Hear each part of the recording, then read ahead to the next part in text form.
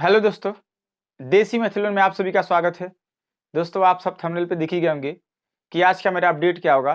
तो जान लीजिएगा, आज का मेरा अपडेट जो होगा वो यूपी पुलिस कांस्टेबल जो भर्ती है उसका एग्जाम होना है, उसका डेट के लिए अपडेट होगा दोस्तों। क्योंकि आप देख रहे हैं न्यूज पे, एक न्यूज वायरल हो रहा है दोस्तों कि जो बताया जा रहा है कि जुलाई के पहले सप्ताह में आप लोगों का जो है एग्जाम तिथि घोषित कर दिया जाएगा। जुलाई के पहले सप्ताह में आप लोग का जो एग्जाम तिथि है दोस्तों वो घोषित कर दिया जाएगा। पर आपका ये कितना सही है कितना गलत है, ये इस पे हम चर्चा करेंगे। सबसे पहले दोस्तों बता देना, ये जो न्यूज है ना वायरल हो रही है ना, ये हमें लगता है ये बहुत पहले का है, समझ लीजिएगा। जो ऊपर का हेडिंग है ना वो एडिट किया गया है, जान लीजिएगा। सवाल ये कि अगर मान लीजिए, चलिए कोई बात नहीं, एडिट किया गया है तो मेरा एग्जाम अगर कब तक आ जाएगा।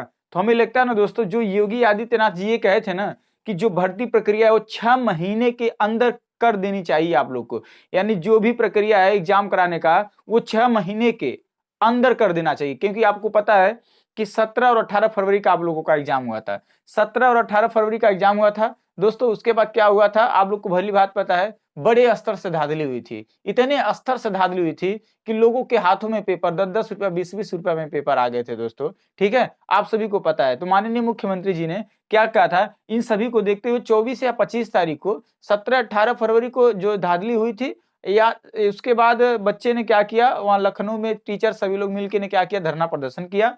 तो लगभग 24 या 25 तारीख को ट्वीट आ गया योगी आदित्यनाथ जी का कि हम इस भर्ती को निरस्त करते हैं और जो भी नकल माफिया हैं उनको बख्शा नहीं जाएगा। और भर्ती बोर्ड से हम निर्देश देते हैं कि वो 6 महीने के अंदर भर्ती को कराने की जल्द से जल्द कृपा करे। यानी हमें लगता है ना, ये लोग पहले नहीं कराने वाले हैं। 6 महीने के अंदर अगर बोला गया ना तो ये लोग 6 महीने में ही एग्जाम कराएंगे। जैसे मान लीजिए अगर फरवरी में, अगर दोस्तों फरवरी में ये लोग क्या किए थे, फरवरी में घोषित हुआ था कि एग्जाम को निरस्त किया जा रहा है आगामी 6 महीने। तो अब फरवरी से 6 महीना दोस्तों आगामी आगे जोड़ लीजिएगा।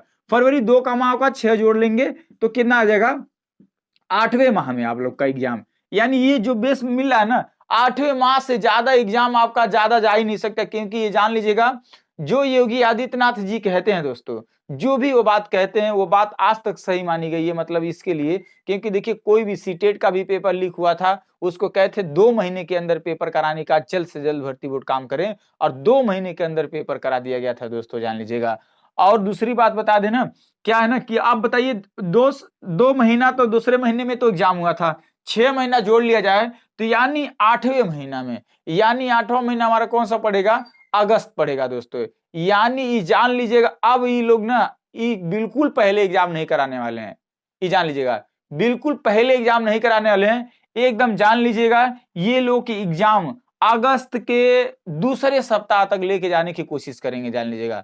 अगस्त के दूसरे सप्ताह में लोग एग्जाम कराएंगे और ज्यादा से ज्यादा आपको समय नहीं मिलेगा। वही अगर मान लीजिए, अगर अगर 2 से 4 या 5 दिन में जो भी, अगर मतलब अगर डेट आ जाता है कि मतलब एग्जाम इतने तारीख होगा, तो जो भी डेट आएगा, अगर मान लीजिए 2-4 दिन के बाद आता है, तो ज्यादा से ज्यादा समय कितना मिलेगा, 40 से 45 दिन समय देंगे। इस हिसाब से, जो हिसाब से ये लोग रणनीति बनाए हैं। हालांकि पिछले नोटिस में ये लोग ऐसा नहीं कहते। पिछले नोटिस में ये लोग हफ्तों का पेपर कराने का, महीनों में नहीं हफ्तों में पेपर कराने का निर्देश दिए थे। क्योंकि पिछले वाले नोटिस में जो एसपी भेजे थे कि जाइए जो भी विद्यालय हैं उनसे संपर्क करिए और उनको नोटिस भेजिए कि हम आपके विद्यालय में एग्जाम कराने की हम चाहते हैं। तो उसमें क्या बातें कही गई थी नोटिस में कि एग्जाम जो होगा वो हफ्तों में होगा।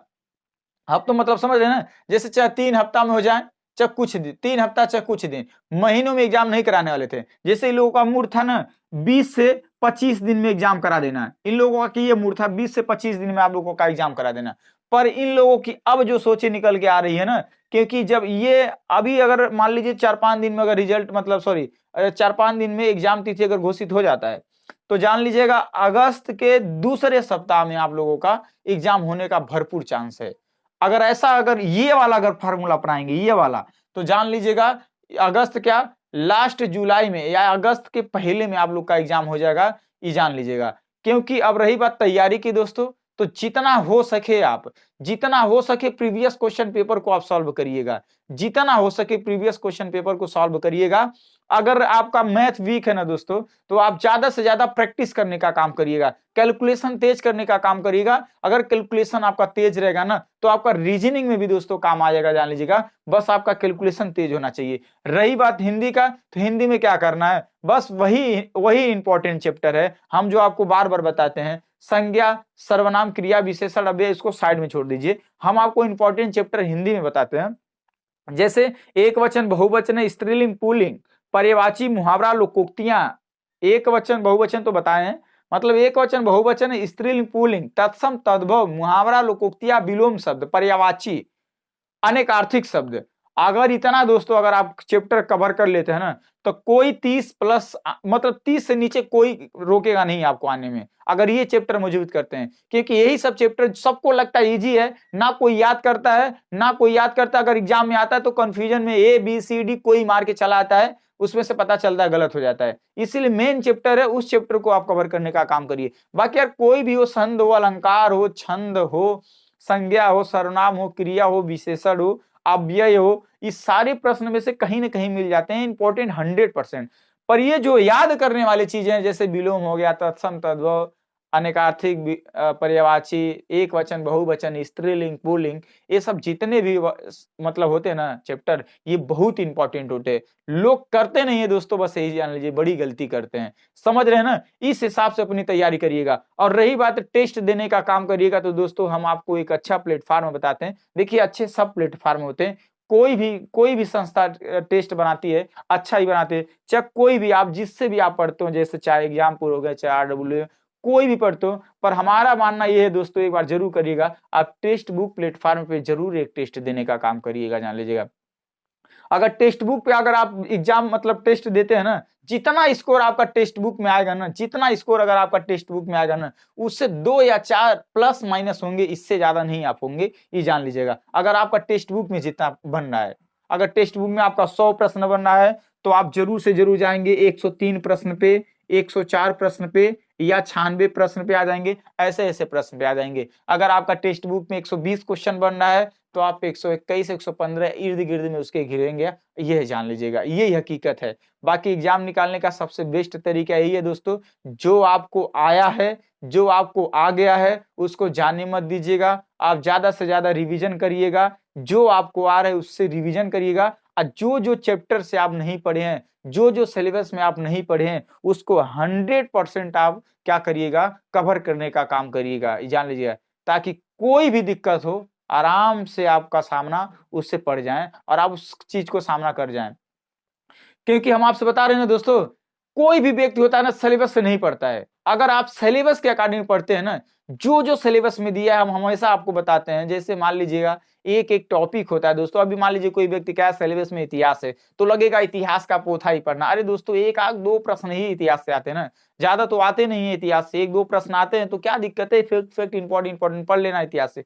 बाकी जो ऐसे सिलेबस में है, जो एक एक टॉपिक होते हैं, उनसे एक एक दो प्रश्न बनते हैं। जैसे राष्ट्रीय मानवाधिकार आयोग हो गया, सोशल मीडिया कॉम्बिनेशन हो गया, साइबर क्राइम हो गया, पुलिस प्रशासनिक व्यवस्था हो गया, राजस्व कानून हो गया, पर्यावरण संरक्षण अधिनियम हो गया। इन सभी से एक एक प्रश्न ऐसे ही आ जाते हैं। भारत के पड़ोसी देश हो गया, इन सब से ऐसे ऐसे एक एक प्रश्न आ जाते हैं। तो ये सब टॉपिक छोड़ने वाले नहीं है, ये सब टॉपिक कवर करने वाले हैं, ये बात मान लीजिएगा। ऐसे अगर आप तैयारी करिएगा, बाकी कोई भी दोस्तों अगर एग्जाम से रिलेटेड अगर आपको कोई भी प्रॉब्लम हो रहा है, तो आप हमसे बेहिचक पूछ सकते हैं। बात मान लीजिएगा, अगर हमारे अकॉर्डिंग अगर आप तैयारी करते हैं, तो आपका 100% सिलेक्शन हो जाएगा। भीड़ देख के आप बिल्कुल मत घबराइएगा कि इतनी ज्यादा भीड़ है, हमारी इस भीड़ में कोई औकात नहीं है। हम हमेशा बताते हैं, हर कोई छात्र हर एक सब्जेक्ट में नहीं माहिर होता है, किसी न किसी सब्जेक्ट में तेज होता है। जब आप उससे बात करते हैं, तो आपको लगता है ये बंदा बहुत तेज है, हमारी तो उसमें कोई औकात नहीं है। तो ये बिल्कुल नहीं सोचना है। हर कोई बंदा अगर तेज होगा, तो एक सब्जेक्ट में तेज होगा, पर आपको हर एक सब्जेक्ट में नहीं तेज होना है, तो कम से कम मीडियम में हर एक सब्जेक्ट को आपको पढ़ लेना है, ताकि आपका एग्जाम आराम से निकल जाए। यही एग्जाम निकालने का सबसे बेस्ट फार्मूला है। जो आपको आ रहा है उसको आप रिवीजन करिए, जो नहीं आ रहा है उसे पढ़ने का काम करिए। कैलकुलेशन तेज करने के लिए आप प्रैक्टिस करिए। कोई चीज याद नहीं हो रहा है, तो बार बार याद करिए। समझ रहे हैं ना, लिख के याद करिए। लिख के याद करिए, 4-4 बार लिखिए, लिख के बोल के जैसे हो सके वैसे याद करिए। जो आपका टॉपिक छूटा है दोस्तों उसको कवर करिए, जो आपका हो गया है उसे रिवीजन करिए, बाकी टेस्ट दीजिए। कोई एग्जाम रोकने से नहीं कोई एग्जाम निकलने से रोक नहीं पाएगा। 100% आप लोग का एग्जाम निकल जाएगा। यही मेरा अपडेट था। बाकी आप भी मान लीजिएगा, अब फाइनली यही डेट मान लीजिएगा दोस्तों, अगर वो 6 महीने के अंदर अगर कही है 6 महीने के अंदर कराने के लिए, तो फरवरी में ये बातें कही गई थी, आगामी 6 महीना जोड़ लीजिएगा, 8वें माह में ये लोग एग्जाम कराने का 100% कोशिश करेंगे, जान लीजिएगा। इसीलिए आपकी तैयारी, बस आप टारगेट मान लीजिएगा कि हमारी जो भी टारगेट होगी अब 30 दिन की होगी, बस ज्यादा नहीं। अब हमारी जो भी टारगेट होगी वो 30 दिन की होगी। हम 30 दिन का टारगेट मान के तैयारी करेंगे, इससे ज्यादा हम कुछ करने का काम नहीं करेंगे। चलिए दोस्तों, कोई भी अपडेट होगा जरूर हम आपको देंगे। मिलते हैं नेक्स्ट वीडियो में। जय हिंद, जय भारत।